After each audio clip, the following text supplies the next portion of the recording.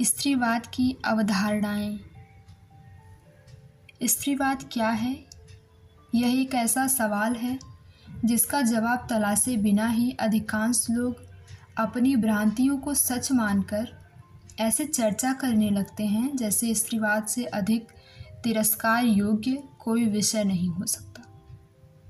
हमारी समझ से भी यह परे है कि जैसे ही हम लैंगिक भेदभाव को समाप्त किए जाने की बात करते हैं तो उसमें किसी को आहत होने की क्या ज़रूरत हो सकती है।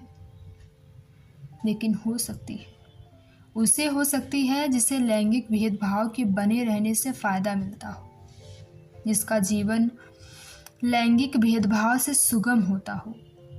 उन्हें हो सकती है परेशानी, जिन्हें विशेषाधिकारों की लत हो।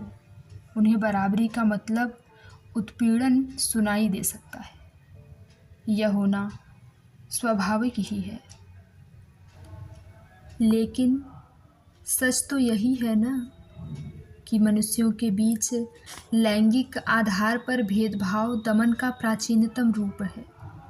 अवसरों की अनुपस्थिति ही दमन है और श्रम विभाजन का सबसे प्राचीन रूप लैंगिक वर्ग विभाजन है। लैंगिक द्वैत की सामाजिक संरचना में स्त्री को व्यवस्थाबद्ध तरीके से निर्णय और बराबर की भागीदारी से वंचित किया गया और पुरुष के अलावा बाकी सभी जेंडरों को दूसरा तीसरा दर्जा दिया गया। अवसरों की अनुपस्थिति यानी दमित वर्गों के पास अपनी स्थिति को सुधारने और बेहतर बनाने का कोई तरीका न होना ही शोषण की व्यवस्था का मूल है।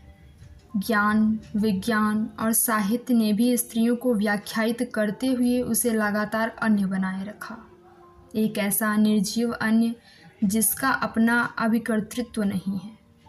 जैसे कुर्सी, किसान की फसल, ग्वाली की गाय, उसका होना ज़रूरी है, लेकिन अपना होना वह न जताए तो ही बेहतर है। कुर्सी यह न कहे कि वह किस कमरे में किस कोने में रहना पसंद करेगी।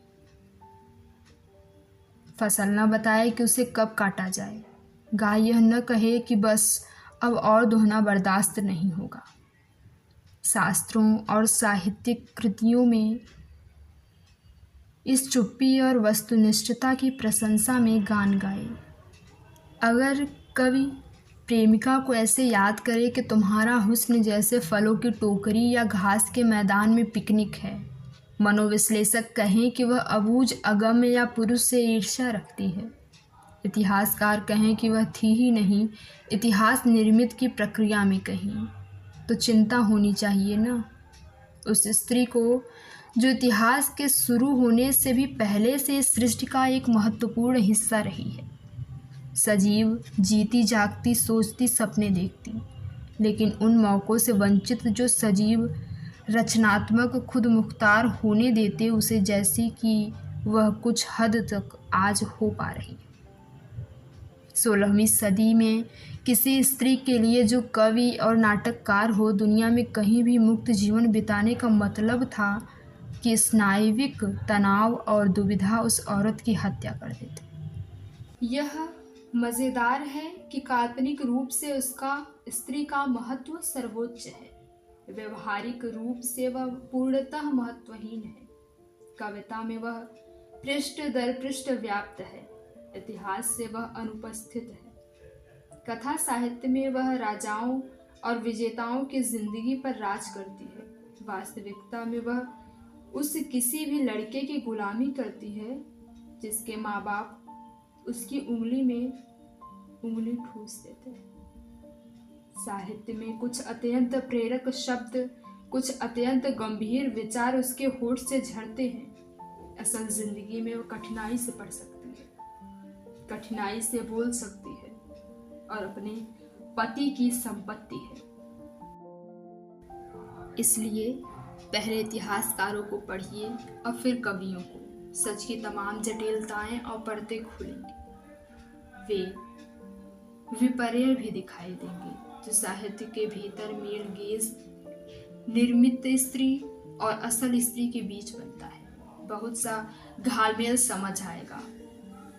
जाहिदा हिना लिखती हैं, हजारों वर्षों के इतिहास में औरत केवल हाशिए पर नजर आती है। मैं अपने बचपन में जिन औरतों से प्रभावित हुई वह हवा, हीर और सीता थी। तारीख में जिन औरतों का बयान हुआ उससे वे औरतें बिल्कुल अलग थीं जो मेरे आसपास रहती थीं, जिनके लिए जमीन सख्त थी और आसमान दूर।